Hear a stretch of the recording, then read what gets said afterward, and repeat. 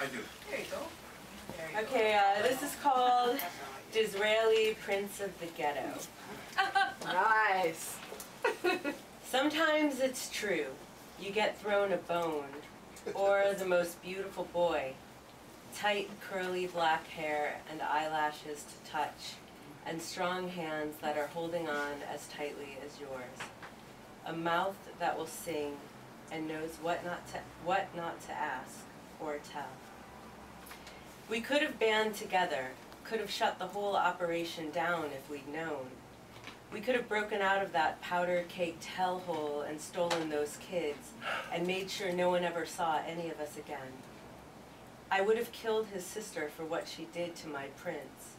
I wonder if he would have helped me skewer his father's head. He still dreams that he's lost somewhere on the south side and can't get home. It's the same each time. Being lost is trapped, like we're trapped in his sister's apartment taking care of his nieces and my little sister. The grown-ups locked the door behind them and we were in charge.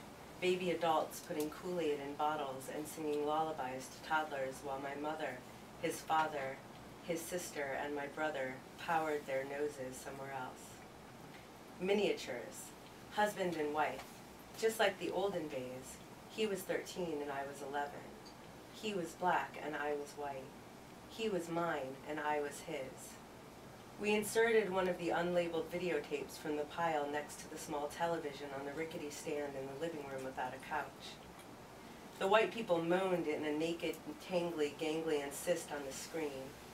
Next to me, Disraeli's eyes were soft, maybe scared, nervous. I leaned into him, my desire to please a strong piece of rope threaded through a hole in my heart and tied in the back so it couldn't slide out completely. I offered him my hand. Should we try it? Yeah. And he laid me down on filthy carpet, my neck safe against the curve of his forearm, gentle. A horrible man created a beautiful son, Dr. Frankenstein or an anti-venom, a life raft with a strong chest and a beating heart. Chambers I wanted to sit inside of forever, wedged between warm, fleshy sponges. I wanted to live where goodness could grow out of a battered cardboard box, or from the vitamins in a package of sour apple now and later candy chews. When he doesn't ask me if I love him, I don't say yes. I love you, and I always will. When he doesn't ask me if I am broken, I don't collapse and turn on my side sobbing. My real body pushed into his real body. His real body met mine and we hovered. Just like the olden days. He was 13 and I was 11. His hair smelled like crumpled leaves and his fingers were no longer ashy but shiny from touching me. A chivalrous knight from a garbage can fairy tale, he picked up the pieces and dutifully and delicately laid me on the windowsill to dry in the afternoon sun.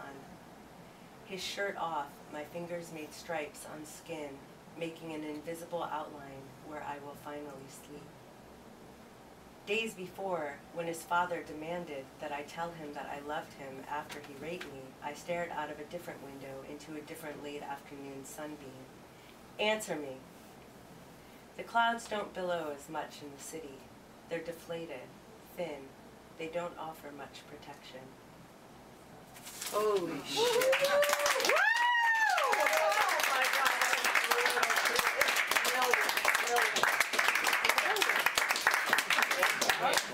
Thank you so much, Emily. That was amazing.